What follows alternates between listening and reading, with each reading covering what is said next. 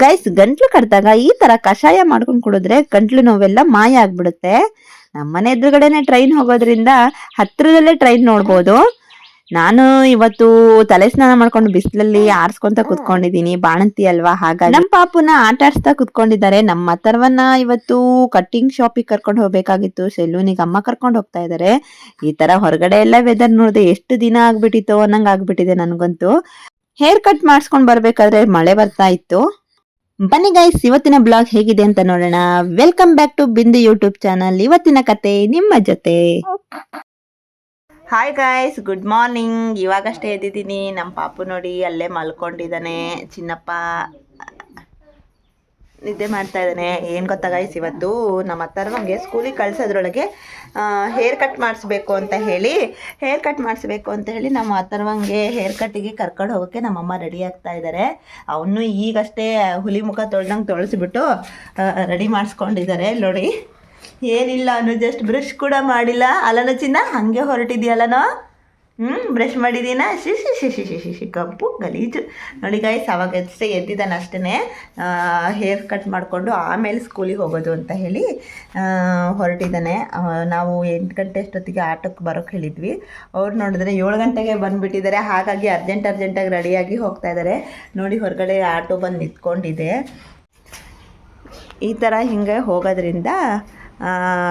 ಹೋಗೋದ್ರಿಂದ ಬೇಗ ಹೋಗಿ ಬೇಗ ಬರ್ಬೋದು ಅಂತ ಹೇಳಿ. ಯಾಕಂದರೆ ಇಲ್ಲಾಂದಿದ್ರೆ ಸ್ಕೂಟಿಲೇ ಹೋಗ್ತಾ ಇತ್ತು ನಮ್ಮಮ್ಮ.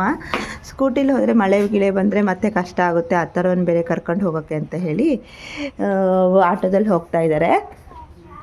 ಆಟೋದಲ್ಲಿ ಹೋದರೆ ಸೇಫಾಗಿ ಹೋಗಿ ಸೇಫಾಗಿ ಬರ್ಬೋದು ಅಂತ. ಯಾಕೋ ಸ್ಕೂಟಿಲಿ ಹೋಗಬೇಕು? ಸ್ಕೂಟಿಲಿ ಹೋಗೋಕ್ಕೆ ಪೆಟ್ರೋಲ್ ಇಲ್ಲ. ಅದೇ ಅಲ್ಲಿ ಇದ್ರ ಮೇಲೆ ಸ್ಟೆಪ್ಲೈಸರ್ ಮೇಲೆ ಐತೆ ನೋಡಮ್ಮ. ಪೆಟ್ರೋಲ್ ಇಲ್ಲ. ಹಾಗಾಗಿ ಚಿನ್ನ ಹೋಗ್ಬಿಟ್ಟು ಬೇಗ ಬರ್ರಿ ಆಯಿತಾ. ಆಟೋದಲ್ಲಿ ಹೋಗಿ, ಹೊಸ ಆಟೋ ಬಂದಿತ್ತು ಇವತ್ತು. ಹೋಗಿ ಸ್ಲಿಪ್ಪರ್ ಹಾಕಿ ಹೋಗಿ ಬೇಗ. ಅಲ್ಲಿ ನೋಡಲ್ಲಿ ಹಾರ್ ಮಾಡ್ತಾ ಇದ್ದಾರೆ. ಹಂಗಾರೆ ಮನೆಗಿರ್ಬೇಕಂತೆ. ತಲೆ ಸರಿ ಇದ್ದೆ. ಹುಷಾರಾಗಿ ಹೋಗಿ ಬರ್ರಿ. ಮೊಬೈಲ್ ತಗೊಂಡ್ರ? ಛತ್ರಿ ಎಲ್ಲೋ ನೋಡಿದ್ನಲ್ಲ ನಾನು. ಇಲ್ಲೇ ಇತ್ತು ಬರ್ರಿ. ಇಲ್ಲಿ ಅದೇ ಟಿ ವಿ ಡ್ರಾ ಹತ್ರ ಐತೆ ನೋಡ್ರಿ. ಕತ್ರಿ ಕಾಣಿಸ್ತಾ ಇತ್ತಲ್ಲ, ಕತ್ರಿ ಸ್ಟ್ಯಾಂಡ್. ಇಲ್ಲಿ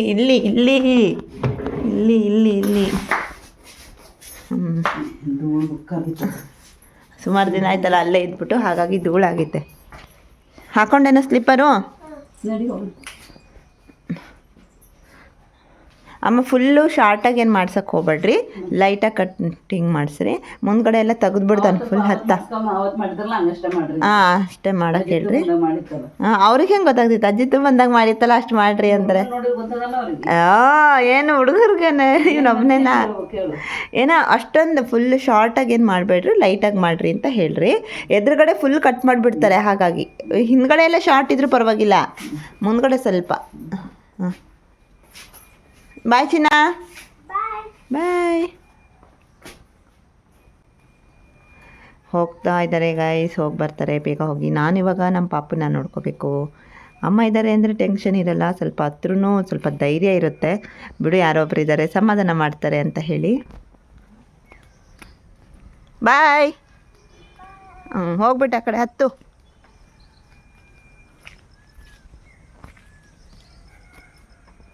ಬಾಯ್ ಚಿನ್ನ. ಕಾಣಿಸಲ್ಲ, ತೆಗಿಬೇಡ ನೀನು. ಹಂಗೆಲ್ಲ ತೆಗಿಬೇಡ್ದ ಅಥರ್ವ, ತೆಗಿಬೇಡ. ತೆಗಿಬೇಡ. ಆಟೋನ ಕಳಿಸಿ ನಾವು ಒಳಗಡೆ ಹೋಗೋಣ. ಬನ್ನಿ ಗೈಸ್. ನಮ್ಮ ಅಥರ್ವ ಅಲ್ಲಿಂದನೇ ನೋಡ್ತಾ ಇದ್ದಾನೆ. ನಮ್ಮ ಅಥರ್ವ ಈಗ ಹೇರ್ ಕಟ್ ಮಾಡಿಸ್ಕೊ ಬಂದಮೇಲೆ ಬೇಗ ರೆಡಿ ಮಾಡಬೇಕು ಗೈಸ್. ಅವನಿಗೆ ಸ್ಕೂಲಿಗೆ ಕಳಿಸ್ಬೇಕಲ್ವಾ. ಹಾಗಾಗಿ ಬೆಳಗ್ಗೆ 9:45 ಒಳಗಡೆನೆ ಅವ್ನು ರೆಡಿ ಮಾಡಿ ನಿಲ್ಲಿಸ್ಬೇಕು. ಅವ್ನು ಎಷ್ಟೊತ್ತಿಗೆ ಬರ್ತಾನೋ ಗೊತ್ತಿಲ್ಲ. ಈಗ 8 ಗಂಟೆಗೆ ಹೋಗಿದ್ದಾರೆ ಅವರು. ಎಷ್ಟೊತ್ತಾಗುತ್ತೋ ನೋಡಬೇಕು. ಬರೋಷ್ಟೊತ್ತಿಗೆ ಎಲ್ಲ ರೆಡಿ ಮಾಡಿ ಇಟ್ಟಿರ್ಬೇಕು. ಅವನಿಗೆ ಬಿಸಿನೀರೆಲ್ಲ. ಸ್ಲಿಪ್ಪರ್ ಚೇಂಜ್ ಮಾಡ್ಕೊತಾ ಇದ್ದೀನಿ. ಹೊರಗಡೆ ಆ ಸ್ಲಿಪ್ಪರು, ಒಳಗಡೆ ಈ ಸ್ಲಿಪ್ಪರು. ನಮ್ಮ ಪಾಪುನ ಬೇರೆ ಒಳಗಡೆ ಒಬ್ಬನೇ ಬಿಟ್ಟು ಬಂದುಬಿಟ್ಟಿದ್ದೀನಿ, ನಿದ್ದೆ ಮಾಡಿದ್ದ. ಹಾಗಾಗಿ ಪಾಪು ನೋಡಿ ಎಷ್ಟು ದೊಡ್ಡನಾಗ್ಬಿಟ್ಟಿದ್ದಾನೆ. ಆ ಕಡೆ ಮಲಗಿಸಿರೋದು ಬೆಡ್ಶೀಟ್ ಎಲ್ಲ ಹಾಸ್ಬಿಟ್ಟು ದಪ್ಪಗೆ ಬೆಡ್ ಥರ. ಅವ್ನು ಆ ಕಡೆಯಿಂದ ಈ ಕಡೆ ಬಂದುಬಿಟ್ಟಿದ್ದಾನೆ. ಇನ್ಮೇಲೆ ಹೀಗೆ ಬಿಟ್ಟು ಹೋಗ್ಬಿಟ್ರೆ ಇವ್ನು ಹೀಗೆ ಕೆಳಗಡೆ ಬಿದ್ದೋಗ್ಬಿಡ್ತಾನೆ. ಹುಷಾರಾಗಿ ನೋಡ್ಕೋಬೇಕು ನಮ್ಮ ಪಾಪುನ. ಎಷ್ಟು ಬೇಗ ದೊಡ್ಡವನಾಗ್ತಾ ಇದ್ದಾನೆ ನೋಡಿ ಗಾಯ್ಸ್. ಒಳ್ಳೆ ಬಿಸಿಲು ಬಿಟ್ಟಿದೆ. ಎಷ್ಟೊತ್ತಿಗೆ ಬರ್ತಾರೋ ಗೊತ್ತಿಲ್ಲ. ನಮ್ಮ ಅಥರ್ವ ಬಂದಮೇಲೆ ಸ್ಕೂಲಿಗೆ ಬೇರೆ ಕಳಿಸ್ಬೇಕು, ರೆಡಿ ಮಾಡಿ. ಬಿಸಿಲು ಚೆನ್ನಾಗಿ ಬಿಟ್ಟಿದೆ. ಅವ್ರು ಹೋಗೋ ಟೈಮಲ್ಲಿ ಮಳೆ ಇತ್ತು, ಮಳೆ ಬರ್ತಾ ಇತ್ತು, ಹಾಗಾಗಿ ಆಟೋದಲ್ಲಿ ಹೋದರು. ಇಲ್ಲಾಂದಿದ್ರೆ ಸ್ಕೂಟಿಲೇ ಹೋಗ್ತಾಯಿದ್ರು. ಅವ್ರು ಬರೋ ಟೈಮಿಂಗು ಹೀಗೆ ಇದ್ದರೆ ಸಾಕು. ಇವತ್ತು ಬಿಸಿಲಾಗಿದೆ, ಹೀಗೆ ಇದ್ದರೆ ಚೆನ್ನಾಗಿರುತ್ತೆ ವೆದರು. ನಮ್ಮಮ್ಮ ಇನ್ನೂ ಅಥರ್ವನ್ ಕರ್ಕೊಂಡು ಬರಲಿಲ್ಲ ಗೈಸ್. ಅದೇ ಟೈಮಲ್ಲಿ ನಮಗೆ ಅಮ್ಮ ಎಣ್ಣೆ ಪ್ಯಾಕೆಟ್ ಬೇಕಾಗಿತ್ತು ಅಂತ ಹೇಳಿದರು. ಎಣ್ಣೆ ಪ್ಯಾಕೆಟು ಹಾಗೆ ಏನೇನೋ ಐಟಮ್ಸ್ ಹೇಳಿದರು, ಅದು ಬೇಕು ಅಂತ ಹೇಳಿದರು. ಇವರು ತಗೊಬಂದು ಕೊಡ್ತಾ ಇದ್ದಾರೆ. ಹಾಗಾಗಿ ಇಸ್ಕೊಳ್ಳೋಣ ಅಂತ ನಾನೇ ಬಂದೆ ರೋಡ್ ತನಕ. ಇಲ್ಲಿ ತನಕ ಬರದೆ ತುಂಬ ದಿನ ಆಗಿತ್ತು, ಯಾಕಂದರೆ ಬಾಣಂತಿ ಅಲ್ವಾ, ಮನೆಯಿಂದ ಆಚೆ ಎಲ್ಲೂ ಕಳಿಸೋದಿಲ್ಲ. ಈಗ ಮನೇಲಿ ಯಾರೂ ಇಲ್ಲದೆ ಇರೋ ಕಾರಣ ನಾನೇ ಬರಬೇಕಾಯ್ತು ರೋಡಿಗೆ. ಹಾಗಾಗಿ ಸುತ್ತಮುತ್ತ ಎಲ್ಲ ವಿಡಿಯೋ ತೆಗಿತಾ ಇದ್ದೀನಿ ಅಲ್ಲಿಂದನೇ ನಿಂತ್ಕೊಂಡು. ಎಷ್ಟು ದಿನ ಆಯ್ತಪ್ಪ ಈ ಥರ ನಮ್ಮ ಹಳ್ಳಿ ನೋಡಿದೆ ಅನಿಸ್ತಾ ಇದೆ. ನೋಡೋದಕ್ಕೆ ಏನೋ ಒಂಥರ ಚೆನ್ನಾಗಿ ಕಾಣಿಸ್ತಾ ಇದೆ. ಈ ಮಳೆ ಬಂದಿರೋದಕ್ಕೂ ಎಲ್ಲ ಗ್ರೀನ್ ಆಗಿರೋದಕ್ಕೂ ಇವತ್ತೊಂದು ಸ್ವಲ್ಪ ಬಿಸಿಲು ಬಿಟ್ಟಿದೆ ಅಲ್ವಾ, ನೋಡಕ್ಕೂ ಒಂಥರ ಚೆನ್ನಾಗಿ ಕಾಣಿಸ್ತಾ ಇದೆ. 2 ಎಣ್ಣೆ ಪ್ಯಾಕೆಟ್ ಹಾಗೆ ಇನ್ನೊಂದೇನೋ ಹೇಳಿದ್ರಂತೆ, ಹಾಗಾಗಿ ಇಸ್ಕೊಂಡು ಹೋಗೋಣ ಅಂತ ಬಂದಿದ್ದೆ. ಅಮ್ಮ ಇದ್ದಿದ್ರೆ ನನಗೆ ಇಲ್ಲಿ ತನಕ ಬರೋಕ್ಕೂ ಬಿಡ್ತಾ ಇರಲಿಲ್ಲ. ಹಾಗೆ ಇಸ್ಕೊಂಡು ಹೋಗೋಣ ಅಂತ ಬಂದೆ. ಬನ್ನಿ ಗೈಸ್, ಬಿಸಿಲು ಬಿಟ್ಟಿದೆ, ಒಳ್ಳೆ ಚೆನ್ನಾಗಿದೆ. ನನಗಂತೂ ಒಳಗೆ ಹೋಗೋಕ್ಕೆ ಇಷ್ಟ ಇಲ್ಲ.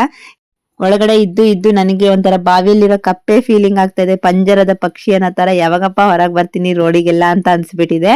ಇವಾಗ ಹೆಂಗೋ ಇದನ್ನ ಇಸ್ಕೊಂಡು ಹೋಗೋಣ ಅಂತ ಬಂದೆ. ಅವ್ರು ಕೊಟ್ಟಾಯಿತು. ಮತ್ತೆ ಇಲ್ಲಿ ಕಳಿಸ್ತಾ ಇರಲ್ಲ, ಯಾಕಂದರೆ ಇದನ್ನೆಲ್ಲ ಆದಮೇಲೆ ಒಂದ್ಸತಿ ಗಂಗೆ ಪೂಜೆ ಅಂತ ಮಾಡಿಸ್ಕೊಂಡ್ರೆ ಆಮೇಲೆ ಹೊರಗಡೆ ಹೋಗ್ಬೋದು ಅಂತ ಹೇಳ್ತಾರೆ. ನಮ್ಮ ಕಡೆ ಸೈಡೆಲ್ಲ, ಹಳ್ಳಿ ಕಡೆ ಎಲ್ಲರೂ ಹೇಗೆ ಮಾಡ್ತಾರೋ ಗೊತ್ತಿಲ್ಲ, ನಮ್ಮ ಮನೇಲಿ ಹಾಗೆ ಮಾಡ್ತಾರೆ, ಹೊರಗೆಲ್ಲ ಕಳಿಸೋದಿಲ್ಲ. ಬನ್ನಿ ಇವಾಗ ಒಳಗಡೆ ಹೋಗೋಣ. ನಮ್ಮಮ್ಮ ಬರೋ ಟೈಮ್ ಆಗ್ತಾ ಇದೆ.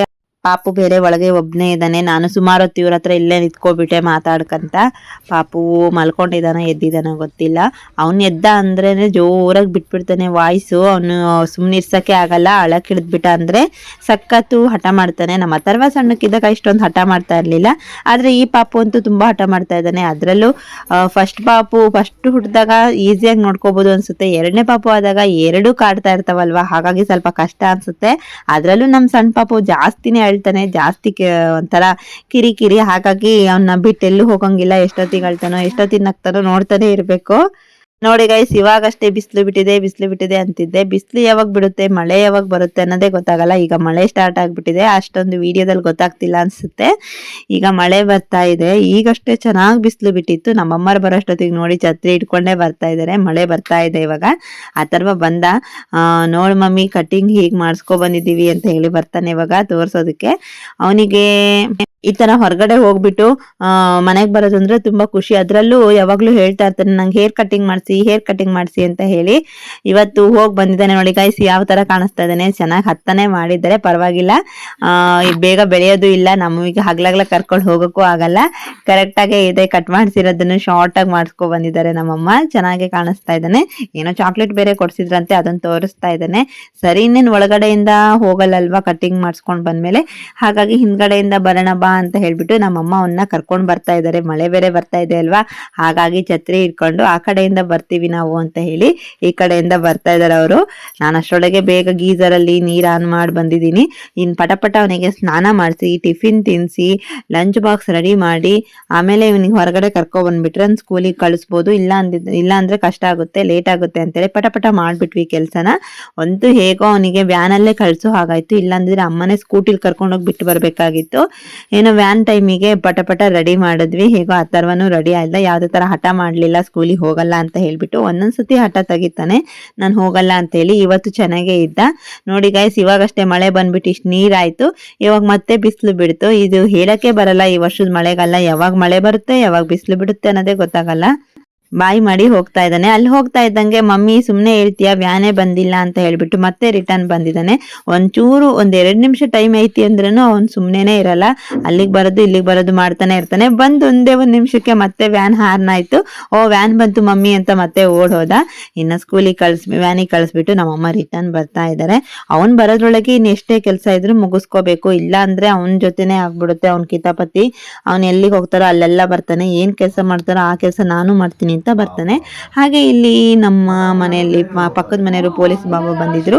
ಅವರು ಪಾಪು ನೋಡ್ಕೊಂತ ಆಟ ಆಡಿಸ್ತಾ ಇದ್ದಾರೆ. ಅವರಿಗೂ ಡೈಲಿ ಪಾಪು ನೋಡಿಲ್ಲ ಅಂದ್ರೆ ಸಮಾಧಾನ ಆಗಲ್ಲ. ಅವಾಗ ಬಂದು ಪಾಪುನ್ ನೋಡ್ಕೊಂಡು ಹೋಗ್ತಾ ಇರ್ತಾರೆ. ಪಾಪುನ್ ಇಟ್ಕೊಂಡು ಆಟ ಆಡಿಸ್ತಾ ಎತ್ಕೊಂಡು ಓಡಾಡ್ತಾ ಇದ್ದಾರೆ. ಈ ತರ ಅವರಿಗೆ ಅವ್ರದ್ದು ಒಂದ್ ಮೊಮ್ಮಗು ಇದೆ, ನಮ್ದು ಒಂದ್ ಮೊಮ್ಮಗು ಒಂದೇ ಏಜ್ ಆಗಿರೋದ್ರಿಂದ ಅದನ್ನ ನೋಡಿದ್ರೆ ಇದನ್ನ ನೋಡ್ದಂಗ ಆಗುತ್ತೆ, ಇದನ್ನ ನೋಡಿದ್ರೆ ಅದನ್ನ ನೋಡ್ದಂಗ ಆಗುತ್ತೆ ಅಂತ ಮಾತಾಡ್ಕೊಂತ ಆಟ ಆಡಿಸ್ತಾ ಇದ್ದಾರೆ. ಹಾಗೆ ನಮ್ಮ ಅಪ್ಪಾಜಿ ಕೂಡ ತೋರಿಸ್ತಾ ಇದಾರೆ, ನೋಡಲ್ ನಿಮ್ ತಾತನ್ ನೋಡು ಅಂತ ಹೇಳ್ಬಿಟ್ಟು. ನಮ್ಮ ಅಪ್ಪಾಜಿನೂ ಚೆನ್ನಾಗಿದ್ದಿದ್ರೆ ಚೆನ್ನಾಗಿ ಮಾತಾಡಿಸ್ತಾ ಇದ್ರು. ಆ ತರವಂಗೆಲ್ಲ ಇಷ್ಟು ಸಣ್ಣಕ್ಕಿದ್ದಾಗ ತುಂಬಾ ಆಸೆ ಮಾಡ್ತಾ ಇದ್ರು. ಇವಾಗೂ ಅಷ್ಟೇ ಈ ಪಾಪುನ ಎತ್ಕೊಳ್ಳೋಣ ಅಂದ್ರೂ ನಮ್ಮ ಅಪ್ಪಾಜಿಗೆ ಎತ್ಕೊಳಕ್ ಆಗಲ್ಲ. ಹಾಗಾಗಿ ಸುಮ್ನೆ ನೋಡ್ತಾ ಕುತ್ಕೊಂಡಿರ್ತಾರೆ ಅಷ್ಟೇನೆ. ಈ ನಮ್ಮ ಪಾಪುಗೆ ಸ್ವಲ್ಪ ಕೋಲ್ಡ್ ಬೇರೆ ಆಗಿತ್ತು. ಈಗ ಮಾರ್ನಿಂಗ್ ಟೈಮಲ್ಲಿ ಏನೋ ಗೊತ್ತಿಲ್ಲ, ವೆದರ್ ಆಗಿರೋದಕ್ಕೆ ಏನೋ ಮಾರ್ನಿಂಗ್ ಆಯ್ತು ಅಂದ್ರೆ ಫುಲ್ ಕೋಲ್ಡ್, ಮೂಗೆಲ್ಲ ಬ್ಲಾಕ್ ಆಗಿರುತ್ತೆ. ಅದೇ ಮಾತಾಡ್ತಾ ಇದ್ವಿ. ಹಾಗೆ ಇವರು ಹೊರಟ್ರು. ಇವ್ರನ್ನ ಕಳಿಸ್ಬಿಟ್ಟು ಹಿಂದ್ಗಡೆ ಹೋಗದೆ ಒಂದ್ ರೌಂಡ್ ಹೇಗಿದೆ ನೋಡ್ಕೊ ಬರೋಣ ಅಂತ ಹೇಳಿ, ಬಿಸಿಲು ಬಿಟ್ಟಿದೆ ಅಲ್ಲ ಅಂತೇಳಿ. ಈ ಗುಲಾಬಿ ನೋಡಿ ಎಷ್ಟು ಚೆನ್ನಾಗಿ ಬಿಟ್ಟಿದೆ, ಕಲರ್ ಚೆನ್ನಾಗಿದೆ, ಇನ್ನೂ ಅರಳಬೇಕು ಅನ್ಸುತ್ತೆ, ಮಗ್ಗಾಗಿದೆ, ನೋಡೋದಕ್ಕೆ ಚೆನ್ನಾಗಿ ಕಾಣಿಸ್ತದೆ. ಮಳೆ ಬೇರೆ ಬಂದಿತ್ತಲ್ವಾ, ಹನಿ ಕೂಡ ನಿಂತಿದೆ ಪೆಟಲ್ಸ್ ಮೇಲೆ. ಹಿಂದ್ಗಡೆ ಅವು ಇವು ಗಿಡ ಎಲ್ಲ ಹಾಕಿದ್ದಾರೆ ನಮ್ಮಮ್ಮ. ಅವನ್ನೆಲ್ಲ ನೋಡ್ಕೊ ಬರೋಣ ಅಂದ್ರೆ ಆಗ್ಲಿಲ್ಲ, ಹಿಂದ್ಗಡೆ ಹೋಗ್ಬಿಟ್ಟು ಇನ್ನೊಂದ್ಸರಿ ಬಂದು ತೋರಿಸ್ತೀನಿ. ಹಾಗೆ ಇದೇನು ಹೂ ಅಂತಾನೆ ಗೊತ್ತಿಲ್ಲ, ಇದ್ಯಾವ ತರ ಹೂವಿದೆ ಅಲ್ಲ ಅಂತ ಹೇಳಿ ನೋಡ್ತಾ ಇದ್ದೆ. ಹಾಗೆ ನಾನು ಇವತ್ತು ಬಿಸಿಲು ಬಿಟ್ಟಿರೋದ್ರಿಂದ ಚೆನ್ನಾಗಿ ತಲೆ ಸ್ನಾನ ಮಾಡ್ಕೊಂಡ್ರೆ ಬಿಸಿಲಿಗೆ ಒಣಗಿಸ್ಕೋಬಹುದು ಅಂತ ಹೇಳ್ಬಿಟ್ಟು ಇವತ್ತು ತಲೆ ಸ್ನಾನ ಮಾಡ್ಕೊಂಡು ಹೊರಗಡೆ ಕುತ್ಕೊಂಡಿದೀನಿ. ಯಾಕಂದ್ರೆ ಬಾಣ್ತಿ ಟೈಮಲ್ಲಿ ತಲೆಗೆ ಒಣಗಿಲ್ಲ ಅಂದ್ರೆ ತಲೆನೋವು ಬರುತ್ತೆ ಆಮೇಲೆ ಅಂತಾರ. ಹಾಗಾಗಿ ಜಾಸ್ತಿ ತಲೆ ಸ್ನಾನ ಮಾಡಕ್ ಬಿಡೋದಿಲ್ಲ. ಇವತ್ತು ಒಳ್ಳೆ ಬಿಸಿಲು ಇರೋದ್ರಿಂದ ಸ್ನಾನ ಮಾಡ್ಕೊಂಡು ತಲೆ ಕಾಸ್ಕೊಳ್ಳೋಣ ಅಂತ ಹೇಳಿ ಬಿಸಿಲಿಗೆ ಚೇರ್ ಹಾಕೊಂಡು ಬಂದು ಕುತ್ಕೊಂಡಿದ್ದೆ. ನಮ್ ಪಾಪುನು ಎದ್ದಿದ್ದಾನೆ ಇವಾಗ. ಅಮ್ಮ ನಾನ್ ನೋಡ್ಕೊಂತೀನಿ ಪಾಪುನ, ನೀನ್ ತಲೆ ಹಾರಿಸ್ಕೊಂಡ್ ಬಾ ಅಂತ ಹೇಳಿದ್ರು. ಹಾಗಾಗಿ ಅಮ್ಮ ಪಾಪುನ್ ನೋಡ್ಕೊಂತ ಪಾಪು ಜೊತೆ ಹಾಗೆ ಆಟ ಆಡ್ಸ್ಕೊಂತ ಕುತ್ಕೊಂಡಿದ್ದಾರೆ. ನಾನು ಇಲ್ಲಿ ಬಂದು ಕುತ್ಕೊಂಡಿದ್ನಲ್ವಾ, ಬಿಸಿಲು ಬೇರೆ ಚೆನ್ನಾಗಿ ಕಾಣಿಸ್ತಾ ಇತ್ತು. ನೋಡಿ ಗೈಸ್, ಹೊರಗಡೆ ನೋಡ್ತಾ ಇದ್ರೆ ಇದು ಮಳೆಗಾಲನೋ ಬೇಸಿಗೆ ಕಾಲನೋ ಅನ್ನೋ ತರ ಕಾಣಿಸ್ತಾ ಇದೆ. ಮೇಲ್ಗಡೆ ಮೋಡ ನೋಡಿ ಯಾವ ತರ ಕಾಣಿಸ್ತಾ ಇದೆ, ನೋಡೋದಕ್ಕೆ ಏನೋ ಒಂಥರ ಚೆನ್ನಾಗ್ ಅನ್ಸ್ತಿದೆ. ಬೇಸಿಗೆ ಟೈಮ್ ಅಂದಂಗ ಆಗ್ತಾ ಇದೆ. ಎಲ್ಲರಿಗೂ ಹೇಗ್ ಅನ್ಸುತ್ತೋ ಗೊತ್ತಿಲ್ಲ, ನನಗಂತೂ ಇವಾಗ ಒಂದ್ 2 ತಿಂಗಳಿಂದ ಒಳಗಡೆನೆ ಇದ್ದು ಈ ತರ ಹೊರಗಡೆ ವಾತಾವರಣ, ಹೊರಗಡೆ ವೆದರೇ ನೋಡ್ಲಿಲ್ಲಲ್ಲ ಅನ್ನೋ ಒಂಥರ ಫೀಲ್ ಆಗ್ತಾ ಇದೆ. ಹಾಗಾಗಿ ಈ ತರ ಬಿಸಿಲು ನೋಡ್ಬಿಟ್ಟು ತುಂಬಾ ಖುಷಿ ಆಗ್ತಾ ಇದೆ. ನನಗೆ ಯಾವಾಗಾದ್ರೂ ಬಿಸಿಲು ಬಿಡುತ್ತೋ ಅಂತ ಅನ್ಸಿತ್ತು.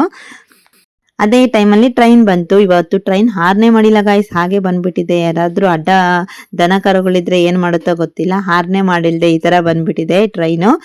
ಒಳಗಡೆ ಹೋಗೋಣ, ಇನ್ನ ಊಟ ಬೇರೆ ಮಾಡಿರ್ಲಿಲ್ಲ. ಇವಾಗ ಸರಿ ಊಟ ಮಾಡೋಣ ಅಂತ ಹೇಳಿ ಒಳಗಡೆ ಹೊರಟಿವಿ. ನಮ್ಮ ಪಾಪು ಇಲ್ಲೇ ಹೊರಗೆ ಮಲಸ್ಕೊಂಡು ಅಮ್ಮ ಆಟ ಆಡಿಸ್ತಾ ಇದ್ರು. ಬಿಸಿಲು ಬಿಟ್ಟಿರೋದ್ರಿಂದ ಹೊರಗಡೆ ಬರ್ಬೋದು, ಹೊರಗೆ ಒಳಗೆ.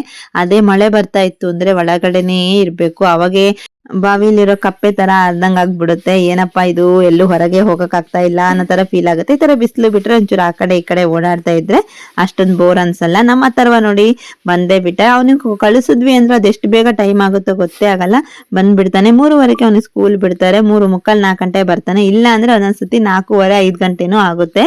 ಅವ್ರ ಸ್ಕೂಲ್ ವ್ಯಾನು ಯಾವ ಕಡೆಯಿಂದ ಬರ್ತಾರ ಅನ್ನೋದೇ ಗೊತ್ತಾಗಲ್ಲ. ಹಾಗೆ ಅವ್ನು ಬರ್ತಿದ್ದಂಗೆ ಇನ್ನೊಂದು ಟ್ರೈನ್ ಬಂತು. ತುಂಬಾ ದಿನದಿಂದ ಅವ್ನು ಮಧ್ಯಾಹ್ನ ಟ್ರೈನ್ ನೋಡಕ್ಕೆ ಸಿಗ್ತಾ ಇರ್ಲಿಲ್ಲ, ಯಾಕಂದ್ರೆ ಸ್ಕೂಲಿಂದ ಬರ್ತಾ ಇರ್ಲಿಲ್ಲ. ಇವತ್ತು ಬೇಗ ಬಂದಿದ್ದಾನೆ, ಹಾಗಾಗಿ ಟ್ರೈನಿಗೆ ಬಾಯ್ ಮಾಡ್ಕೊಂಡು ಕುತ್ಕೊಂಡಿದ್ದಾನೆ. ಇಲ್ಲ ಅಂದಿದ್ರೆ ಪ್ರತಿ ಟ್ರೈನ್ ಬಂದಾಗನು ಬಂದ್ಬಿಟ್ಟು ಇಲ್ಲಿ ಕುತ್ಕೊಂಡ್ ಬಿಡ್ತಿದ್ದ ಬಾಯ್ ಮಾಡ್ಕೊಂತ. ಇವಾಗ ಸ್ಕೂಲಿಗೆ ಹೋಗೋದ್ರಿಂದ ಅವನಿಗೆ ಟ್ರೈನ್ಗಳೆಲ್ಲ ಮಿಸ್ ಆಗ್ಬಿಟ್ಟಿದಾವೆ. ಹಾಗೆ ನಮ್ಮ ಅವರೆಕಾಯಿ ತಗೊಂಡಿದ್ರು, ಅವರೆಕಾಯಿನ ಬಿಡಿಸ್ತಾ ಕುತ್ಕೊಂಡಿದ್ದಾರೆ. ಈ ಅವರೆಕಾಯಿ ಅಂದ್ರೆ ನಮ್ಮ ಅಮ್ಮಂಗೂ ತುಂಬಾ ಇಷ್ಟ.